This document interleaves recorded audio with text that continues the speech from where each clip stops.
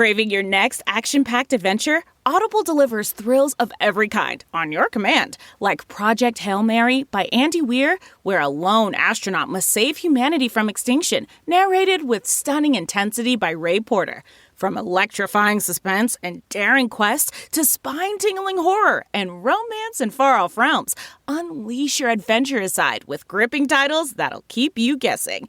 Discover exclusive Audible originals, hotly anticipated new releases, and must-listen bestsellers that hook you from the first minute.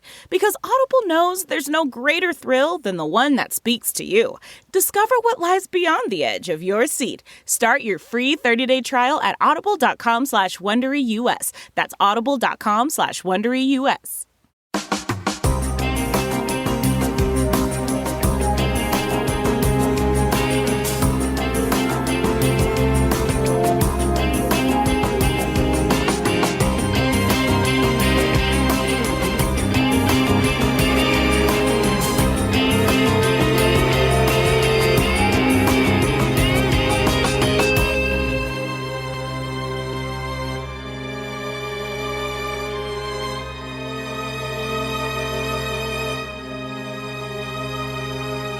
Hello, everyone, and welcome to episode 45 of the True Crime All the Time Unsolved podcast. I'm Mike Ferguson, and with me, as always, is my partner in true crime, Mike Gibson. Gibby, what's going on? Hey, doing okay. How about you? Yeah, I'm doing great, man. It's just weird because I haven't seen you in a couple of weeks. We've never gone this long without seeing each other since we started the podcast, because we put a podcast out every week. Yeah, I mean, seriously, we didn't see it all because you took time away from work as well. Yeah.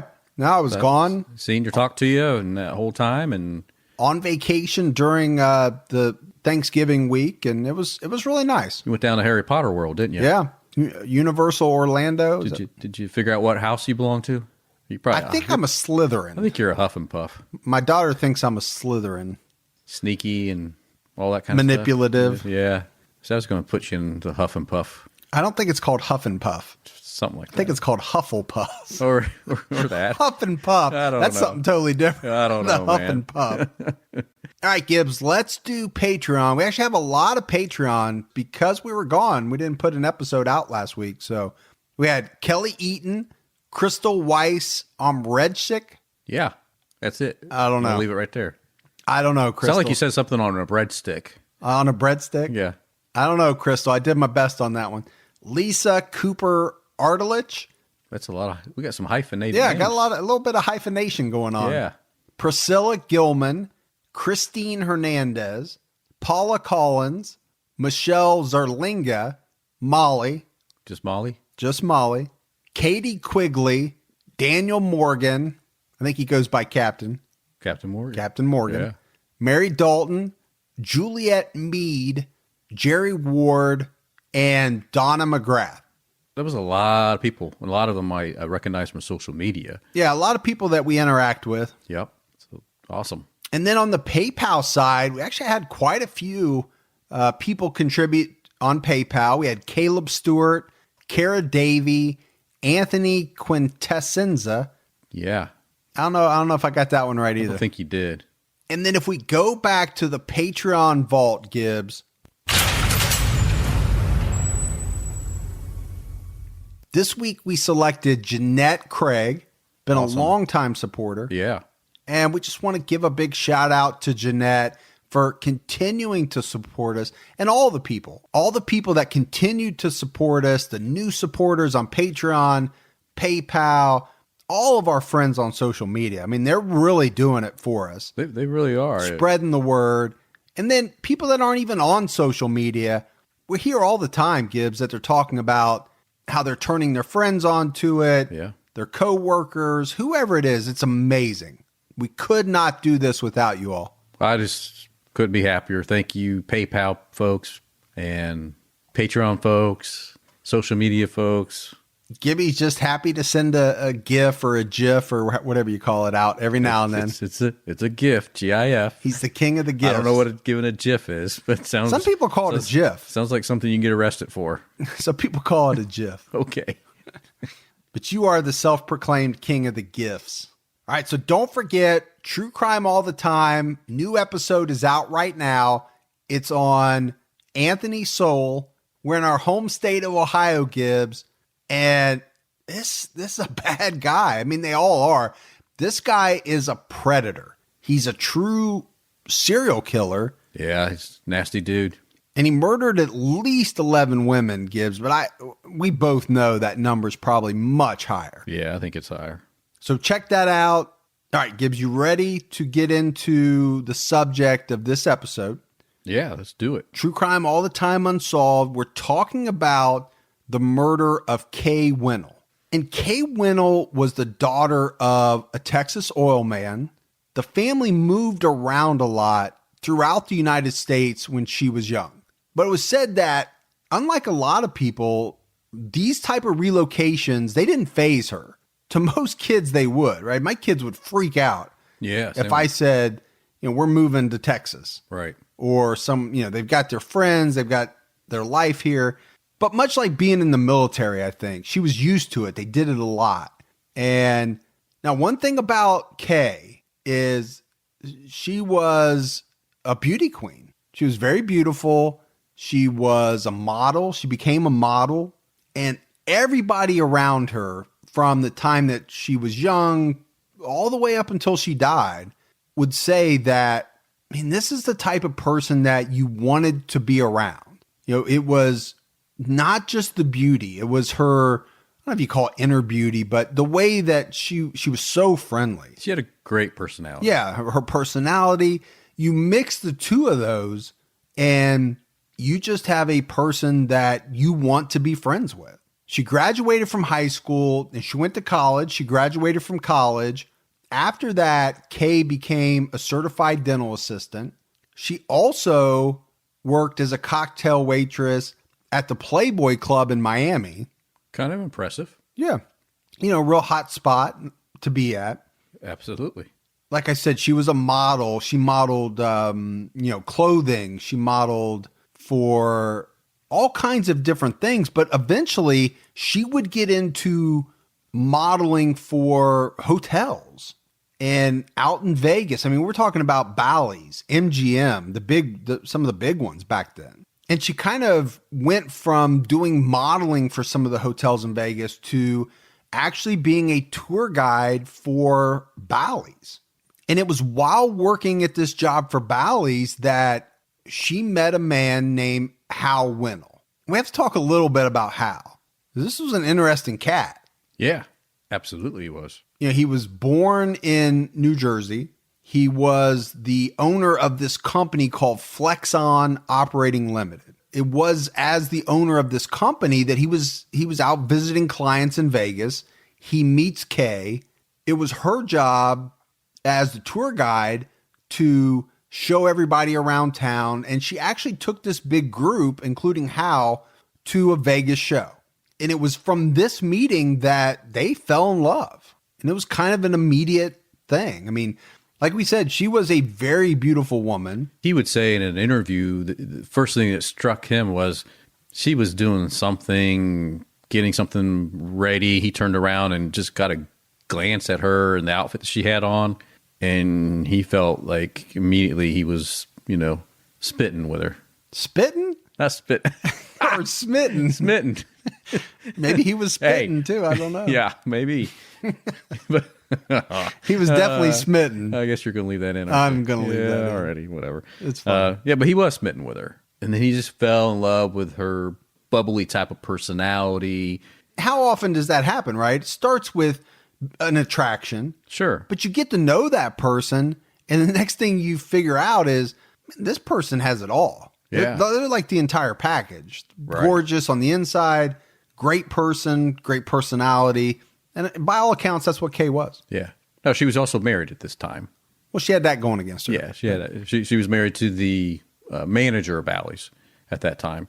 But she, as much as he was smitten with her, she was smitten back with him.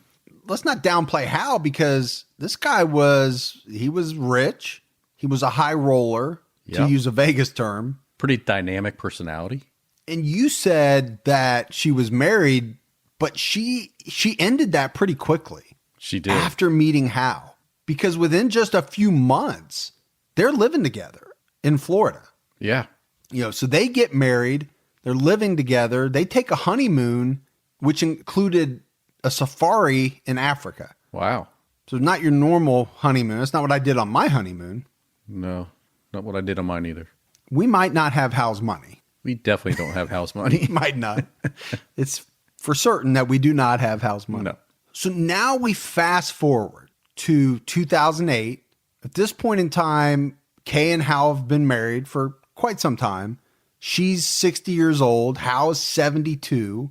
Hal has earned a ton of prestige as a shopping center developer. He's gotten into this real estate as a developer and he's made a ton of money. I mean, he is a multi-millionaire at this point in time.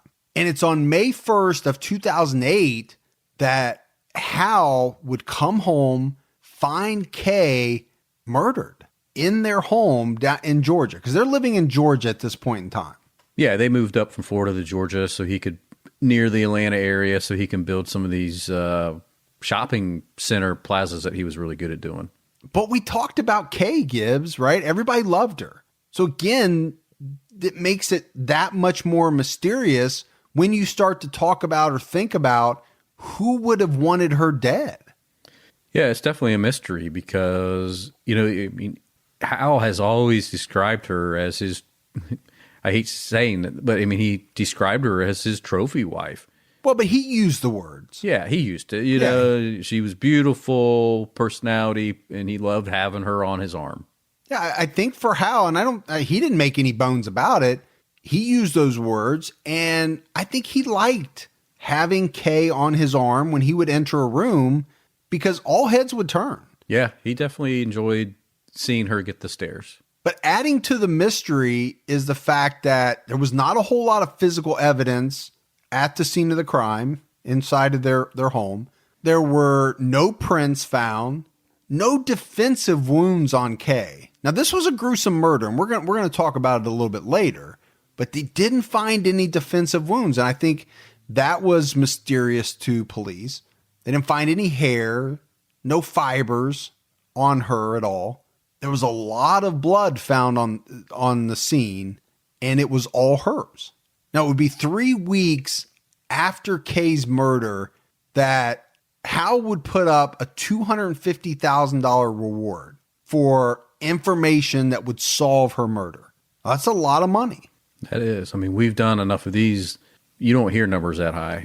I mean, this is extremely high. But you're also talking about a man that had a lot of money. Right.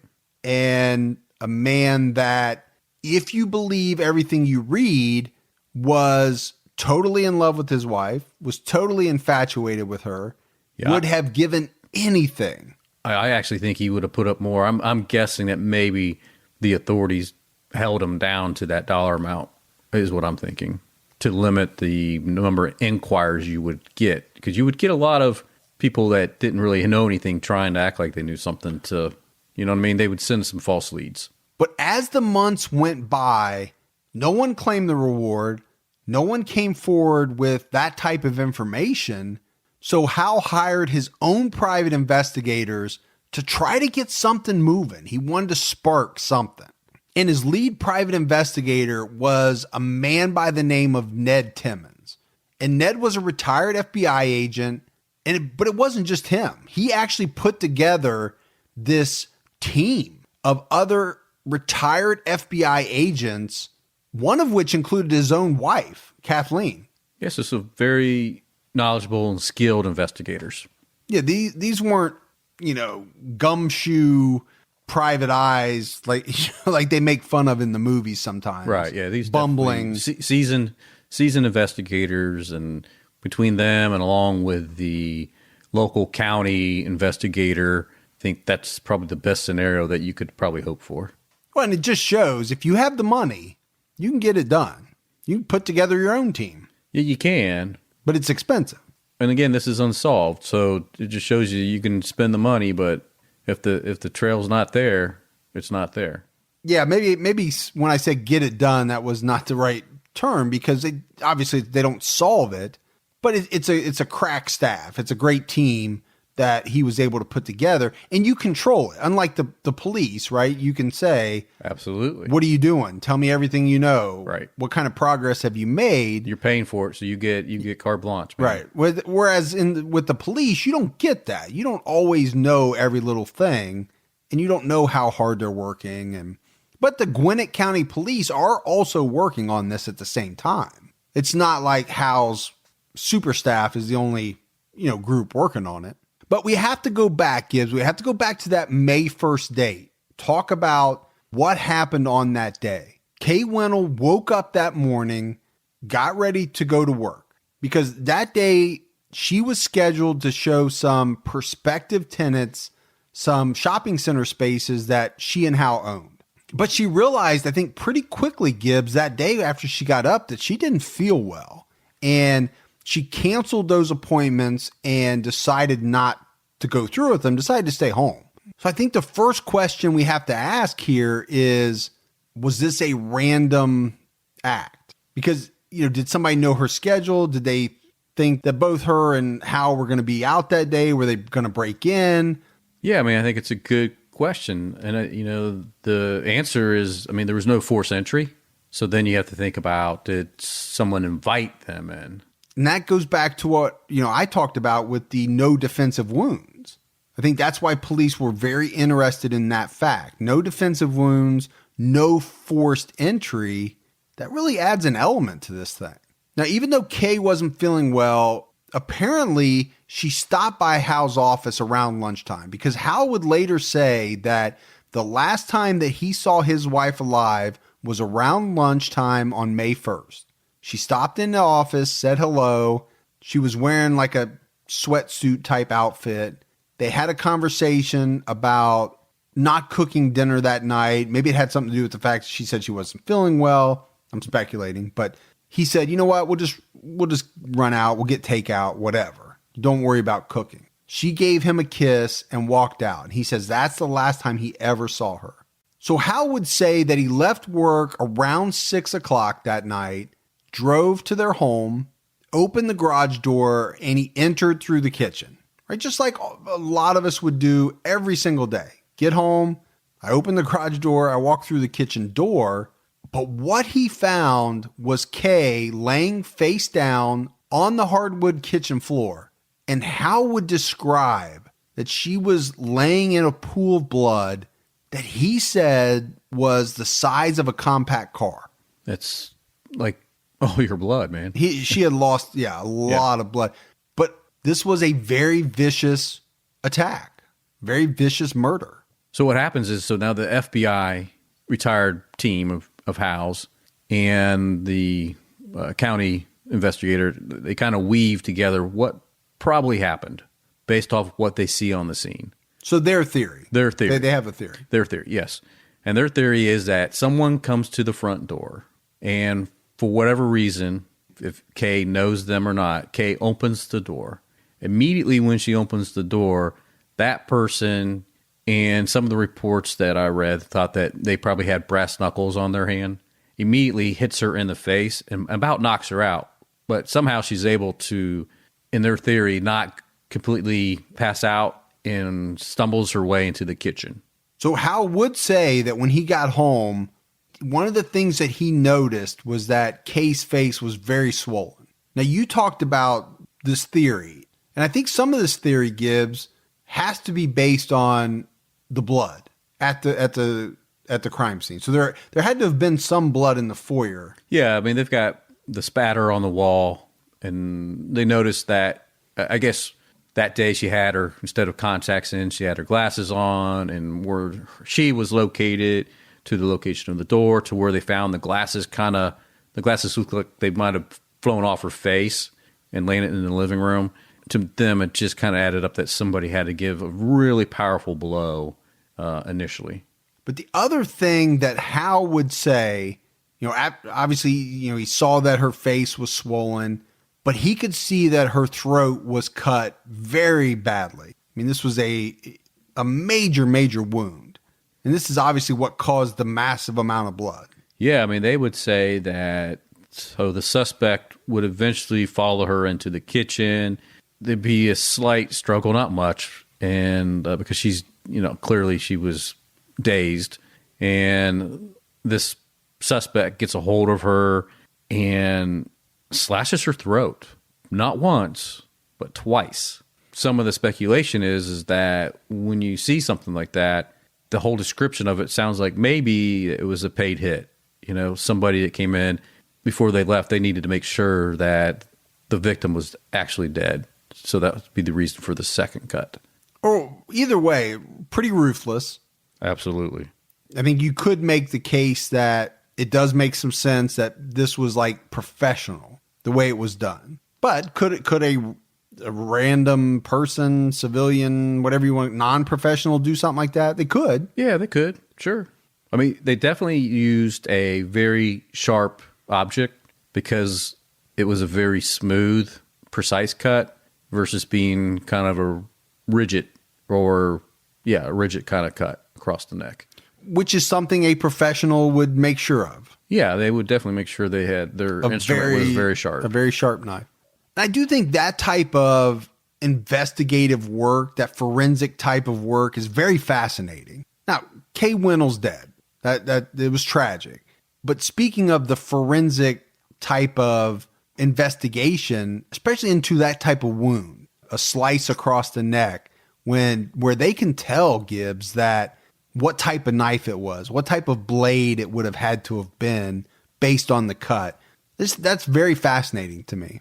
Yeah, I mean, we're even getting to the point that they're saying he or she was a right-handed suspect because based on how the cuts were made.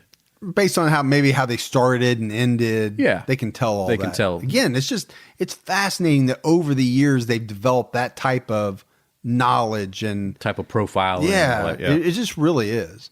But going back to talking about, what type of killer this was it somebody that knew them, knew Kay, didn't know either one of them, knew their habits? I think that part is interesting to talk about because it did seem like this was something that was planned. I think to most authorities, this did not seem like a spur of the moment type thing, right? You're not going to have brass knuckles on you and a very sharp knife just strolling through the neighborhood looking for somebody to murder, most likely. I think as the investigation unfolds, they figure out by talking to people, nobody saw somebody enter or leave the house. I don't think anybody saw anybody that they would consider strange enter or leave the neighborhood in the initial investigation.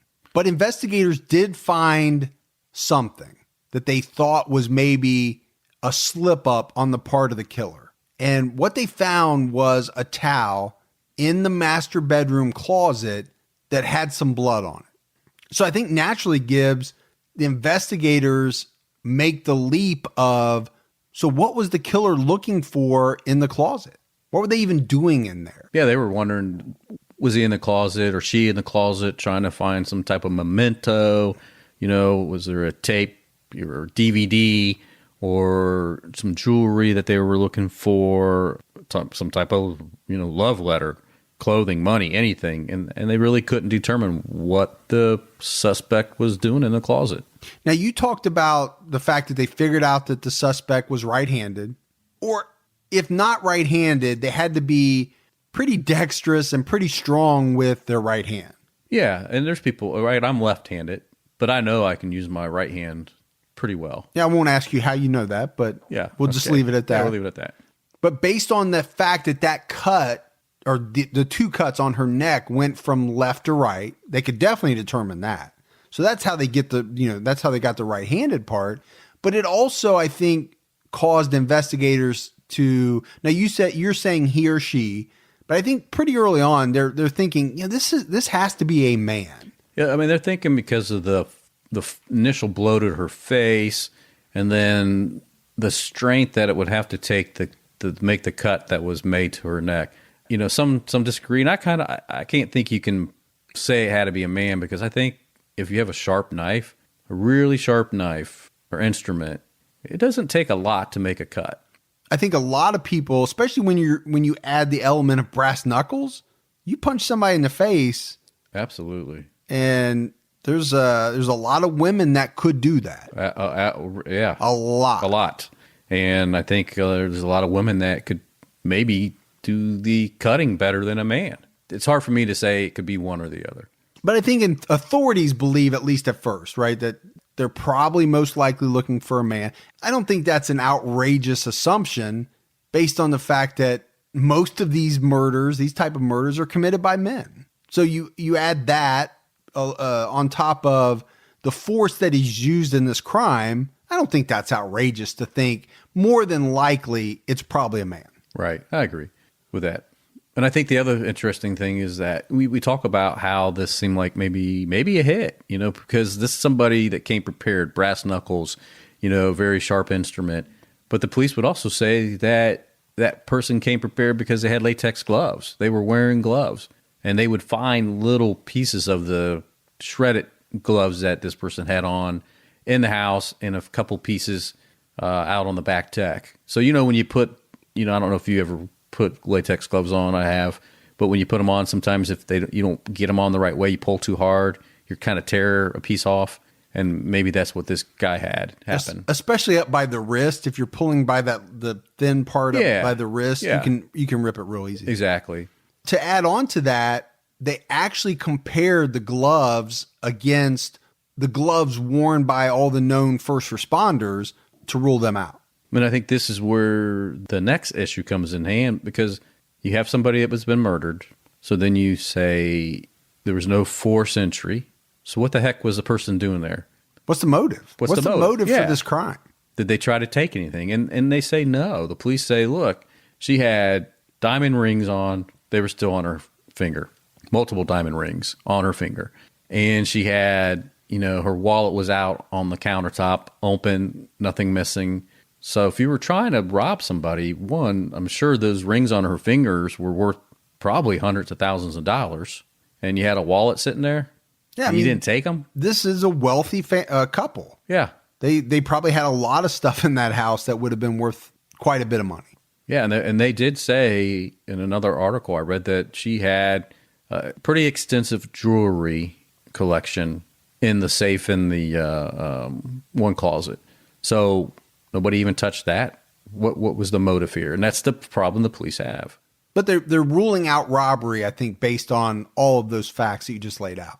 With so many options, why choose Arizona State University? For me, the only online option was ASU because of the quality. Their faculty was really involved with their students and care about your personal journey. The dedication to my personal development from my professors, that's been extremely valuable to me.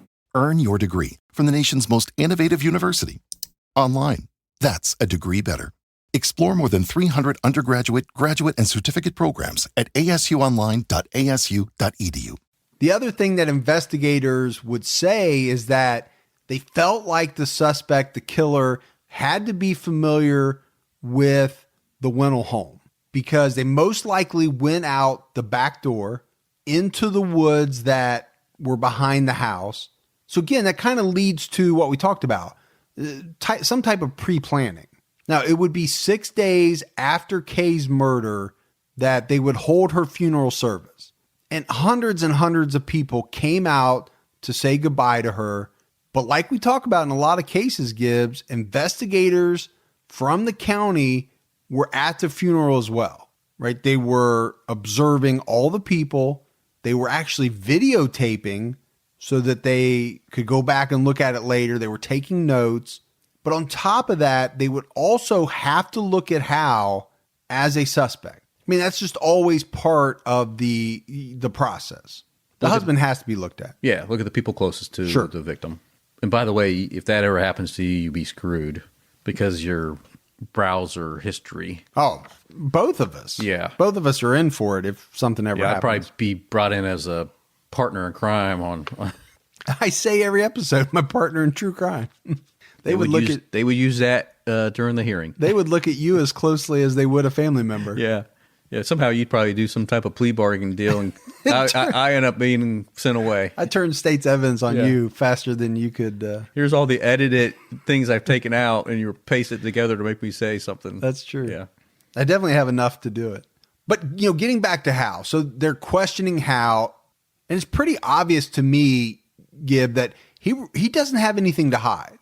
At least that's the way he's the outward appearance, because, he shows up to his first interview. He doesn't even have his attorney with him. And a man like this has a number of attorneys probably. Right. And this is a smart guy. This is a smart business guy. I think at this point, he gives the impression that, hey, I'm a grieving husband. I'm going to come in here and talk to you. I don't even have my attorney with me. Yeah. He's probably not even thinking straight. No, I don't think he is. At this point, he's so grief-stricken. Right. I just wanted to say this, Detective Kelly, that I want nothing more on God's earth than to find the guy who did this, and more important, why it had to happen. And I don't, there are many nights I don't sleep, and I give everything I have to get Kay's killer, to bring him to justice. Okay. On the way home, I tried to reach her, and when no one was answering, I knew something was wrong. And the minute I saw both vehicles, I said, "This would." And it wasn't like I walked to the door. I was double timing it to the door, wondering what the heck is wrong here. I didn't see any blood on the rugs, but it's on the banister railings. It's on the floor, splattered all over the damn place. And God knows in the kitchen where he had to cut her. Did nobody find blood in that place? Well, we found blood. I mean, with a shoe print or something? No, and that's really, really, really surprising. I don't know anything stolen. And unless when you said he must have been upstairs, that blew me over. I can't even imagine her allowing him upstairs, especially if he had hit her already and she was covered with blood. It's driving me crazy trying to figure out what took place. Detective, I don't know. There are nights I wake up crying my heart out, middle of the night, like a child. I've been alone a lot in my life. I used to laugh about people who said they were lonely. I've never known loneliness like this. It's a loneliness you can't reach because you have that thing with your mate, and it's horrible. It's really horrible, and especially if you don't know why. So I know we talk about this a lot, Gibbs. We try to analyze how people are in interviews and things like that, and we're not always right because people can snow you. But I will say this, if he had something to do with it, that's an Oscar caliber type of performance. I just didn't get the sense at all that from that, right, that he was involved in any way. That's just my own personal opinion. That's a different interview tape that we heard there compared to the one the week before. Stephen McDaniel on True Crime All the Time. Yeah. No doubt about it. Two different... almost like night and day. Almost like you would put up in front of a class if you were going to say, this is how this is how an innocent person sounds, and this is how a guilty person sounds. Yep. Again, I'm not saying he's innocent. I'm just saying that to me, if I'm just going on that tape, it sounded very sincere. And then when police start to look into Hal's alibi, I think they quickly determine that it's pretty rock solid. They have a video of him leaving his office. There is video of him going through a drive-thru at a fast food restaurant. And time-wise, they can determine that this is most likely all this occurred during the time that the murder would have taken place. And during the investigation, the police are not able to find any type of evidence that would link Hal Wenal to hiring somebody to kill his wife. So obviously he couldn't have done it based on the information that they gathered. The only other way probably that he was involved is if he hired somebody to do it, got somebody to do it, right? That's the only other way. And he, in his interviews, like we just heard, he talks about how he was so devastated that he would wake up crying like a kid in the middle of the night, missing her. And the police, they believed what he was saying. Wait, and go back to motive. What would Hal's motive be for killing his wife, who, from everything everybody said, he adored. He's 72 years old. She's 60. He calls her his trophy wife. Yeah. I just don't see it. But there were some investigators, as they started digging in, that thought, maybe Kay had a past that Hal was not aware of, or that Hal found out about. So if that was the case, then the question is, what was that secret that Kay had that Hal would have found out about? Not that he would have killed her over it, but maybe he wouldn't want to have disclosed it to police. And there was some evidence that the police were looking at that maybe she had some affairs. She had been married a number of times. Like we said, Hal was 72 years old. Now, she was 60 years old herself, but she was, quite a bit younger than Hal was. And I think police may have been thinking that she was not happy, not satisfied with the marriage, and that maybe she looked outside. Yeah. I think part of it was that she got a lot of attention when she was out from not only, older guys, but also some younger guys would give her some attention. So, and that was pretty well known in the town. And apparently they found, in searching the home, they found some fetish type of stuff, in the house. Mostly clothing. I don't know if it was BDSM but it was some type of fetish type of stuff that led police to believe that maybe there was a kinky side. You threw that BDSM out there really easily. Yeah, I've seen it before. I don't know. You're probably one of those guys in that plastic rubber suit that just has to stand against the wall with a little breathe hole all day long. I just don't want anybody to search my home. Let's put it that way. After I'm dead, I'm not giving up any of my secrets. But and if that was between Hal and Kay, that they're two married, consenting adults. Absolutely, whatever you got to do to spice it up. Right. But I think the thought was, okay, if that was stuff that she owned that was used for somebody else, then that changes everything. Now, they asked Hal about this stuff that they found, and his response was that this was an outfit, or these were outfits for Halloween parties that they went to, things like that. But the investigators would say that, no, it's not like some French-made outfit that she would wear to Halloween.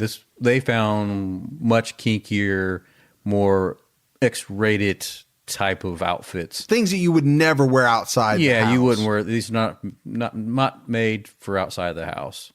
Especially a Halloween party with all your friends. So I think to them, and again, these are, theories that they had. They felt like, Hal didn't know about these things and that he was trying to cover it up because, like you said, he either didn't want to sully her reputation, didn't want it to come out that maybe she was sleeping around or something like that. Yeah, it'd be bad for her reputation, but it'd also be bad for his. Yeah. That he would allow something like that.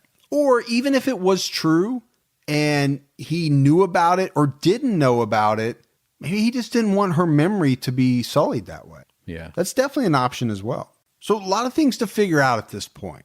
And investigators are also canvassing the neighborhood, and they're talking to all the neighbors, and they hear about a man that was wandering around the neighborhood the afternoon that Kay was killed. And police have a sketch made that they put out to try to get more information about this man. It would also come out that he was seen the day before the murder by one of Kay's neighbors as well. Yeah, basically the neighbor said the guy told him that he was in the neighborhood trying to find some particular house that was for sale. And he was just walking the street trying to see if he could locate it based off this flyer that he had. And I think that struck the neighbors a little strange because this is not a typical neighborhood you would take walks in. But it's strange that you're looking for a house. Why wouldn't you just drive around? Or what's to be gained by going on foot? That's odd to me. Yeah, and then to the point the neighbor didn't see where any car was nearby. So where did he park and just decide to start walking? It was just strange, kind of bizarre. The neighbor also just kind of like shook it off that day. And let's not lose sight of the fact that this is a very high-end neighborhood. So things that maybe you would say would be common in certain subdivisions may not be in a area like this. I mean, just to get back here to your house, man, I gotta go through that security gate. The guard has to check your ID. Well, he checks more than that because clearly you gave him some money or something to do the frisk down, which is not cool, dude, by the way. But we didn't want to talk to you about that. I don't know about frisk down. I told him to do full body cavity search. It's definitely, yeah. Because I don't know where you're hiding that K-bar. Maybe that explains why he kissed me first. I don't know. I don't know where you may be hiding that K-bar. And investigators do look into this, especially this house for sale part of the story. And they find a house for sale on the other side of the neighborhood. Not really near Kay and Hal's home, but there is a house for sale. They figure out that the flyer did come from this house. Yeah. But the only way you could have got the flyer is actually been invited into the house during an open house or something like that. There wasn't like a flyer box outside the house where anybody could come by and take it. Well, and to add on to that, they realized that the last open house or the last opportunity to get that flyer was way before, like even before the day before, right? So before the first time that anybody has said that they've seen this man. So the same neighbor that saw this strange individual walking around would say that on the day of the murder that he would, for some reason he was in his bathroom looking out the bathroom window towards Kay's house, and he would see this strange guy again walking the neighborhood to the point it looked like he was approaching Kay's house. And he would tell the police that I saw this guy walking up to Kay's house around the time the investigators think the murder occurred. But that's about as far as it goes. There's nothing. There's no good leads. There's no, besides the police sketch that they put out, nothing comes of it. Well, and they can't figure out who this mystery man could be. So things go cold for a number of years. No new leads, no new developments until 2011. So this is 3 years after Kay's murder. And they have a new investigator that takes over the case. And I think we should take a minute, Gibbs, to talk about the sketch of this mystery man, because they're still looking for him this whole time. Yeah, they haven't given up. But it's a white male. He was described as wearing wire-rimmed glasses. He was described as older and, starting to bald. And you can see that in the sketch. I mean, he's drawn as a balding man, which I take great offense to, but do you? That's the way he was described. As a balding man, I take great offense. As somebody that wears wired glasses, I take offense to it. I don't wear glasses, but yeah. So investigators, they start looking at friends that they've already looked at, right? I mean, this is 3 years later, but they start looking at it again. When you have a new investigator, they're trying to look at it with fresh eyes. They're looking at business partners, basically anyone in Kay and or Hal's social network. They look deeper into her doctor. Yeah, she had probably a little more personal relationship with her doctor than some. I mean, some people, besides the time that you see your doctor when you go in once, twice a year, but she had more of a social relationship with her doctor. So they looked into that a little bit. They would have to, because that's not normal, right? That's not the usual how everybody does it. Like you said, you basically see your doctor whenever you're sick, exactly, and that's about it. You don't eat dinner with them. And they also looked at a restaurant manager. They looked at a clerk that worked at a local store, and this was a guy that was known to have hit on her in the past, on Kay, pretty heavily. It was described as. Yeah, he was much younger, and it was said that she actually was very, I want to say, I guess, kind of flattered by it. I mean, because I guess he was a really attractive guy. And the fact that he was, putting the moves on her being 60, she really took to it. So I think she probably visited that store maybe a little bit more than she probably needed to. Yeah, I mean, but these three guys, they were cleared pretty quickly. They looked at them, they looked into them, but nothing came of it. Now, there was a fourth person of interest that matched the police sketch pretty closely. And what's very interesting about this guy is that he's seen in a photo in their house with Kay. The problem is, Hal doesn't know who it is. Nobody knows who it is in this picture. And they can't figure it out. Yeah, they can't. Yeah. So they want to talk to this guy badly, but they can't because they don't know who he is. All they know is that the photo was taken because of the background. They can tell that it was taken in Vegas. That's it. That's all they know. There's Kay, there's this strange guy, and it's in Vegas.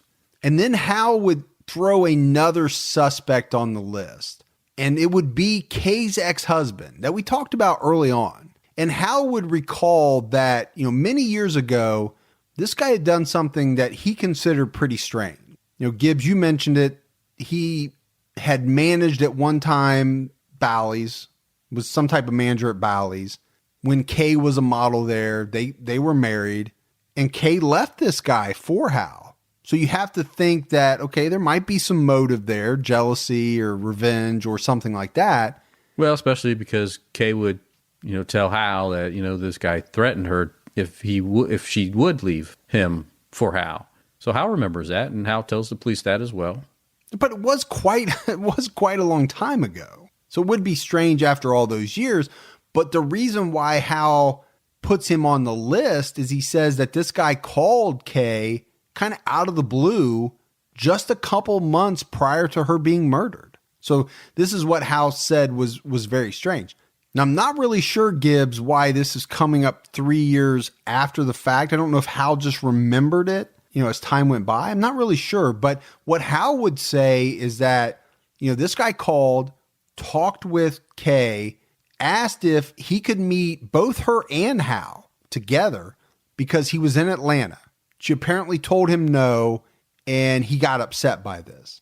But police do look into this, and they can't find anything that supports Hal's memory of this, that this even happened. And then investigators start to take a really deep dive into Hal's real estate business because they think that maybe Kay was murdered because of some dealings Hal had, right? Some type of retaliation. Or retaliation. Or that. Or one of those. One of those two. Yeah, so somebody got upset with something that happened in the business world, which a lot of times that happens. It does. This guy was very successful. His business was very successful. He was building all these different shopping centers that was making he and Kay very wealthy.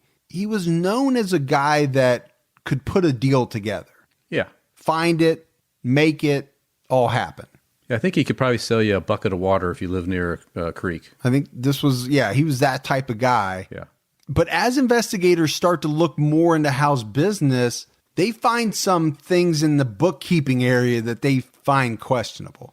And they start to think that maybe his business isn't doing quite as well as they thought it was, or what it appeared to outsiders to be doing. Yeah, and I think some of it stems to the fact that, so his business was he would build these shopping plazas or centers. He would get them leased out. And when they were fully leased, he would put them up and sell them.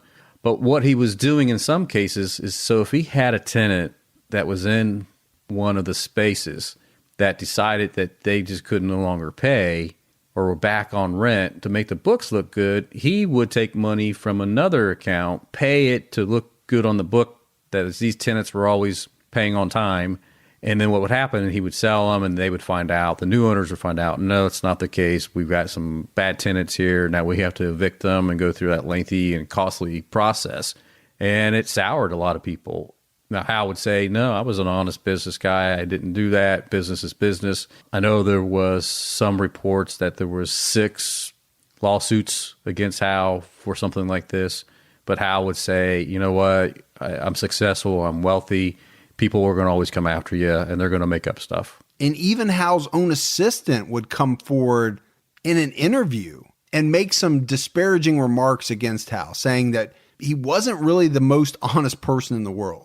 So again, I think this is where investigators were starting to focus, thinking maybe that, he pissed some people off, and that maybe Kay was murdered as some form of revenge against Hal, against something that he had done in the past. And then we really have to go backwards in time for a minute. And we saved it on purpose, Gibbs, for this point, because there was something that happened about 3 months after Kay's murder.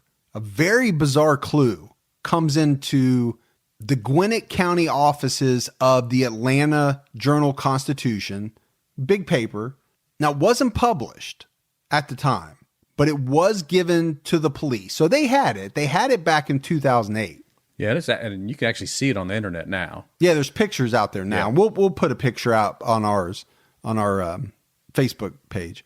But this letter, it was a cut and paste. Somebody had cut out letters from different magazines, whatever sources they found. The envelope that it came in was postmarked July 21st, 2008. And it had been mailed from Augusta, Georgia.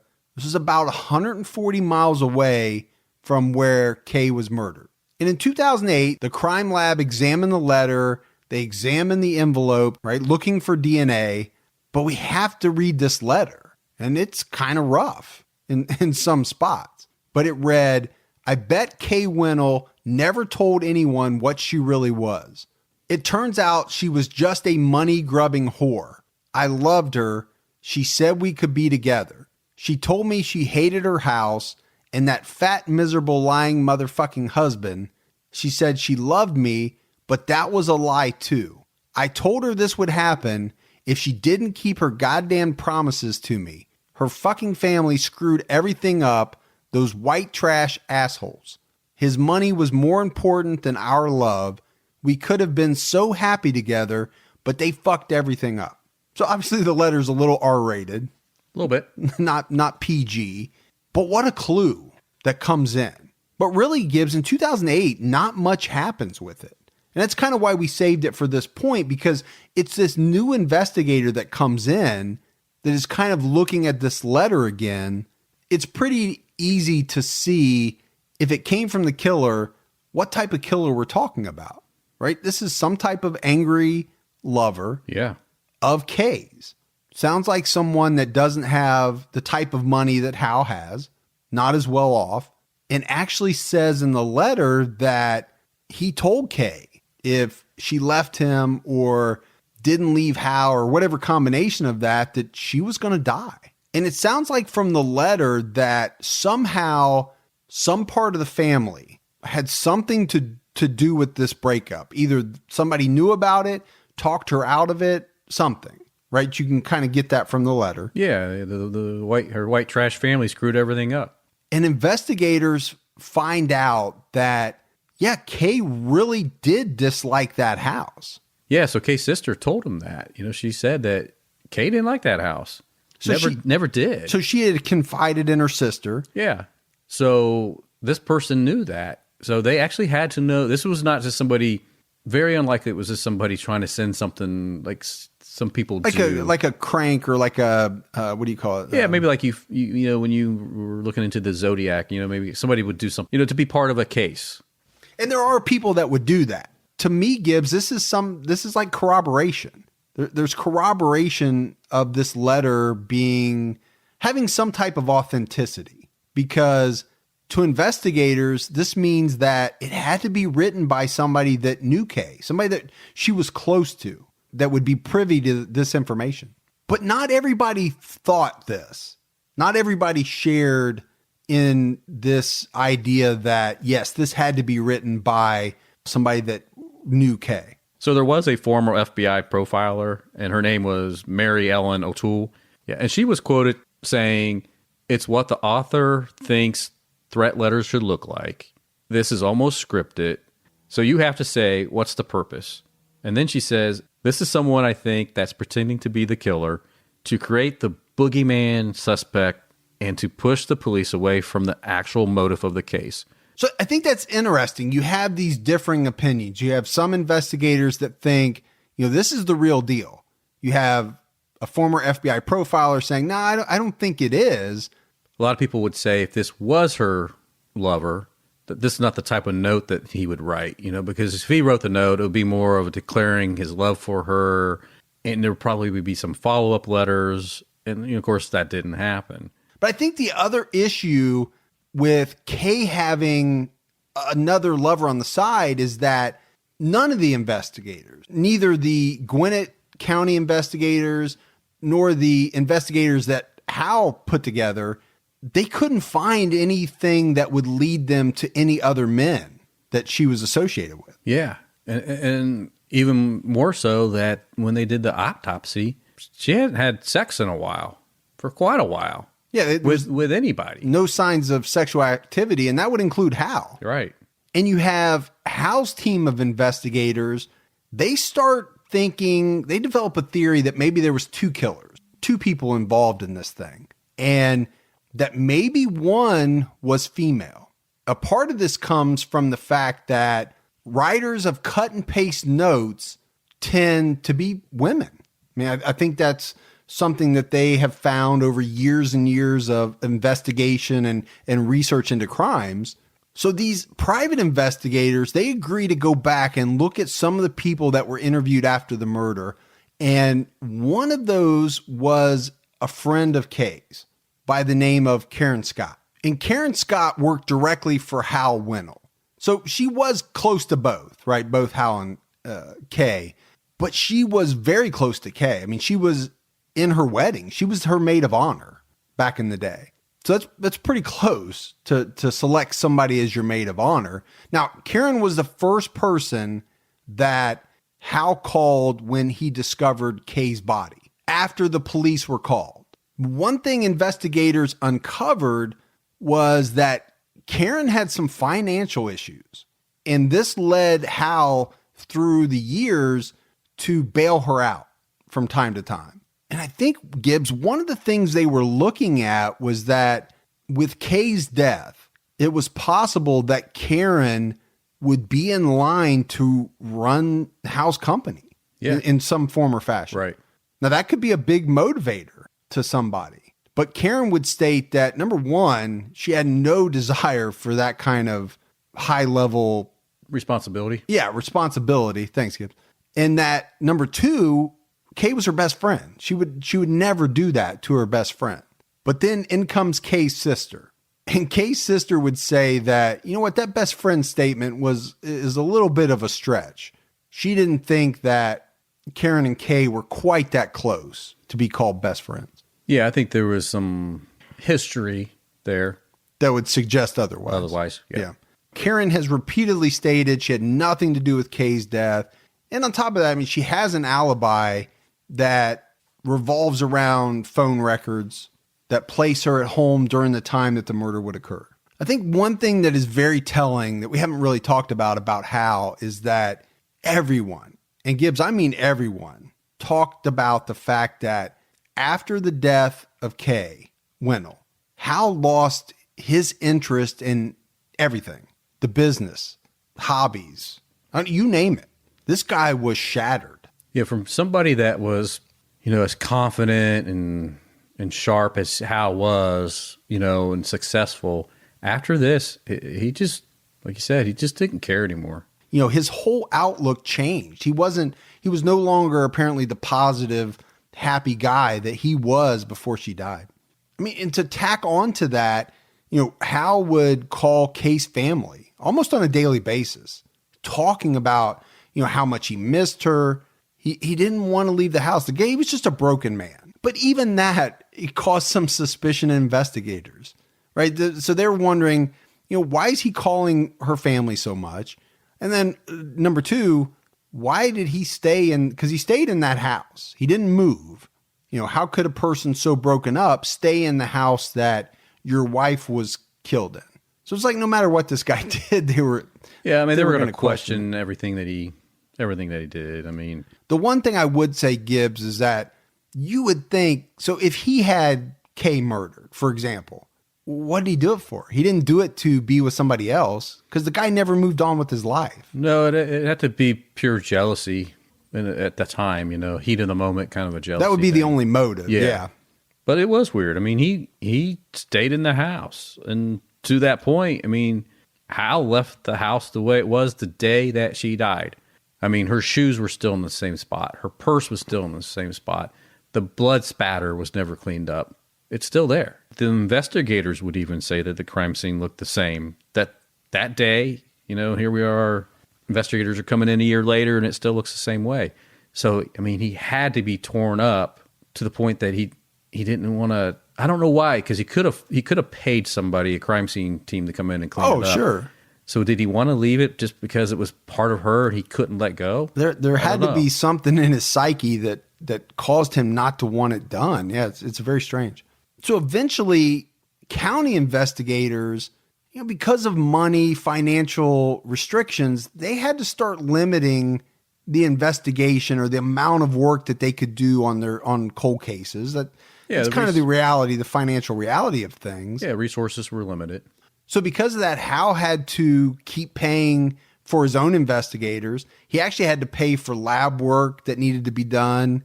He paid for all kinds of stuff out of his own pocket. And that type of stuff is not cheap. When you're talking about analyzing whether it's DNA or whatever it is, that stuff costs money. No, I mean, to the point that investigators say that they would send weekly labs off, with some fibers or DNA or whatever to the labs that cost $5,000 each time. So every little thing that they wanted looked at, or $5,000 a pop. Yeah.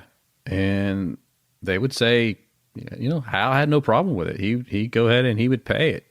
No issues. He would pay for their trips when they were working leads out in Vegas, out in California, other locations. He reimbursed them for everything, their time, their expenses, because he really just wanted to find who did this to his wife. Yeah, it's a lot of money. It's a lot of money that he put out that he didn't have to.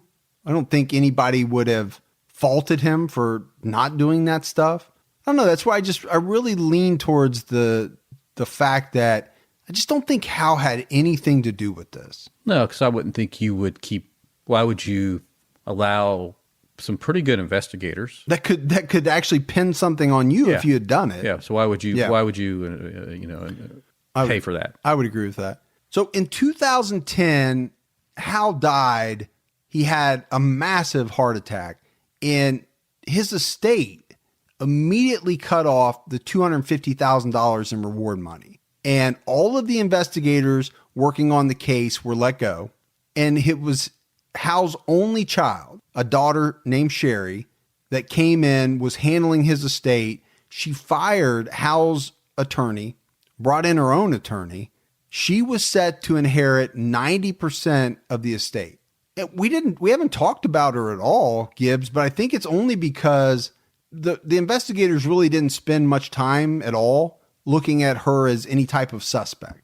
But there have been some people that have wondered aloud, put it out there, as to whether she may have had any role in Kay's death. Some people have even gone as far as to offer up a theory that it was her that hired the hitman to take Kay out. I think the biggest part of that theory that people latch onto is that she may have thought that her dad was blowing a lot of money on Kay. Yeah, I think so. That he was 72 years old, and maybe they were just going through her inheritance too fast. To the point that some people even theorize that maybe she had something to do with her dad's death as well after the fact. Well, and they also gravitate towards the cut and paste letter, that was most likely female. And again, all of this is conjecture. But one theory is that if you read that letter as if it was written by her, some people think it makes more sense. Yeah. They actually, I read a few articles about that. If you assume it's written by her, when it's all said and done, she really set it up nicely. So to make it look like it was written by an ex-lover or somebody. Guilty lover, yeah. But at the end of the day, there's no evidence. There's no evidence that she had anything to do with it. It's all speculation. And then on top of that, guess what? There's nobody investigating, right? She went ahead and said enough is enough. We're not spending any more money chasing this down. The reward money's gone, and we're not going to pay for investigators. Now, you say nobody's investigating. They've cut off the private. There's still a cold case out there. Well, I don't know how much case, yeah. I don't know how much touch it's getting. So yeah, the investigators, they were pretty shocked that they were let go because they had some pretty good leads out there. But she cut the funds off, so they couldn't continue doing this out of their own pocket. So like you said, the county, it's still a cold case with them, and the county, I'm assuming, will look at it here and there, put a touch on it every now and then to see if there's anything new that can develop. So I think, Gibbs, in wrapping this one up, it's tough. We haven't really had many unsolved like this, I don't think, where there's really not been any real suspects at all. You know, a lot of the unsolved, they center around thinking they have somebody and that somebody turns out not to be correct or, Right.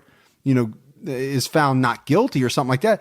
They just really, they just have never really had anybody. No, I mean, that's why it keeps going back. They really felt that maybe this was some type of professional, you know, that came in, had gloves, was very careful. Like you heard on the police interview with Hal, you know, Hal's like, how do you not have any footprints? You know, with all that blood. Yeah, we didn't get to talk about that. Yeah. That was kind of interesting that there's a lot of blood, right? To cut somebody's throat. Yep. How do you not get blood all over you? And then the only blood that they do find in another area upstairs is the killer with the gloves on wiped some blood off, had some blood that must have been on them, on their hands, that was on this towel. But it was still her blood. But it was still her blood. Yeah. So I think the one thing that does interest me and I think could be substantial is if they could ever figure out who the guy is in that picture. yeah, I think that's a pretty big link. So, you know, I mean, they're in a county that if they can find the resources to keep looking into it, maybe they'll get there. Yeah. But that's it. That is the case of the murder of Kay Wenal. So Gibbs, we got some voicemails. Let's do those real quick. All righty. Hi, Mike. Hi, Gibby. This is Alex from New Brunswick, Canada. I just wanted to let you guys know I love the podcast and thank you for making it. It helped me through a rough summer. In May, my mom passed away unexpectedly from a massive heart attack in my arms. It was quite traumatizing, as you can imagine. But listening to you guys' podcast helped me a lot over the summer. So I want to thank you for making it, and I hope you have a good day. Thank you so much, Alex, for the voicemail. You know, heartbreaking story, though. Yeah, definitely sorry for your loss, Chris. Yeah. But appreciate the fact that, you know, Alex says that we helped him. The podcast helped him get through a tough time. No, I'm glad we were able to do that for you. Hi, guys. This is Jennifer. Just found your podcast last week. Have been absolutely just listening to it, almost straight falling asleep to it. Both podcasts are phenomenal. I even listened to the one on the Zodiac. Anyways, just listen to the Dualaby case, and I tell you what, those juries scare the living hell out of me. That is not a jury of my peers. And the more and more I hear about these wrongful convictions on evidence like that, holes in the wall that no one even mentioned that they just assumed had something to do with violence, absolutely terrifies me. Anyways, keep up. All right, we kind of lost Jennifer there. That, or we're going to do a future podcast Right. about her. I did kind of get worried because I was like, uh-oh, what happened to Jennifer? Right. But I wanted to keep it in there anyway, even though something happened to either her phone or our system at the end of that voicemail. Yeah, she's going back a ways, Gibbs. She's going back to the Jacqueline Dualaby case. But I've said before, it's, you know, this wrongful conviction stuff, that scares the you-know-what out of me. Yeah, and we've had a few of them. To think that, you know, somebody would have to go through all that off of bad evidence or bad testimony or whatever it is. I mean, that could happen to anybody. And it's I think it is scary, very scary. Hi, Mike and Gibby. This is Jessica, and I am from down the road in Cincinnati. And I was calling to let you guys know that I really enjoy your show. I listen to both True Crime All the Time and True Crime All the Time Unsolved. Both of them are really awesome. One of my favorite true crime podcasts. Anyway, enjoy your show. Thanks very much for listening to me. Bye. Appreciate the voicemail from Jessica. Now, Jessica's voicemail was actually a lot longer. I had to cut some of it out, but she gave us some really interesting episode ideas, one for True Crime All the Time and one for Unsolved. Absolutely. That we're going to take a look at. Look at it, and especially since she's from Cincinnati. Yeah, she's right down the road. Just down the road from my office. Hi, guys. This is Joni from Panama City. Just wanted to say hi and think that you guys are doing an excellent job. Shortest voicemail ever, Gibbs. I like it, though. From Joni. Short and to the point. She got in and she got the heck out. Yeah, and she's down there. Probably, well, it's not spring break time, but, you know. Oh, that was my spring break jam, man. Yeah. Panama City. But yet you're afraid of water. Oceans. Don't care for water. Did take a lot of kegs on the beach at Panama City, though. Yeah. You could buy them in the hotel lobby. That place was awesome back in the day. And it's like, I don't know if it's still like that. Your memory, you look at you and you're going down memory lane like, man, can I go back there again? Doing keg stands on the beach. I mean, what's better than that? Yeah. Well, you were just down in Florida. That was pretty good, right? Harry Potter world. A little different. In your little wizard robe. A little different with the family. Hi, Mike and Gibby. Since you guys screwed it up, we're going to sing it for you, okay? Do your balls hang low? Do they wobble to and fro? Can you tie them in a knot? Can you tie them in a bow? Can you throw them over your shoulder like a continental soda? Do your balls hang low? Thanks, Gibby. Keep your own time ticking. So I had to play that one, That's Gibbs. funny. So we go from Joni's very short voicemail, which we loved. So the shortest voicemail we ever had to the first voicemail we've ever had where people sang to us. A little serenade there. Yeah, so a duet of Do Your Balls Hang Low, because obviously we messed it up. And I can't remember if we did that on True Crime All the Time or Unsolved. I can't even remember which one it was on. Yeah. But anyway, that was funny, so I had to play it. That is another episode of True Crime All the Time Unsolved, folks. So for Mike and Gibby, stay safe and keep your own time ticking.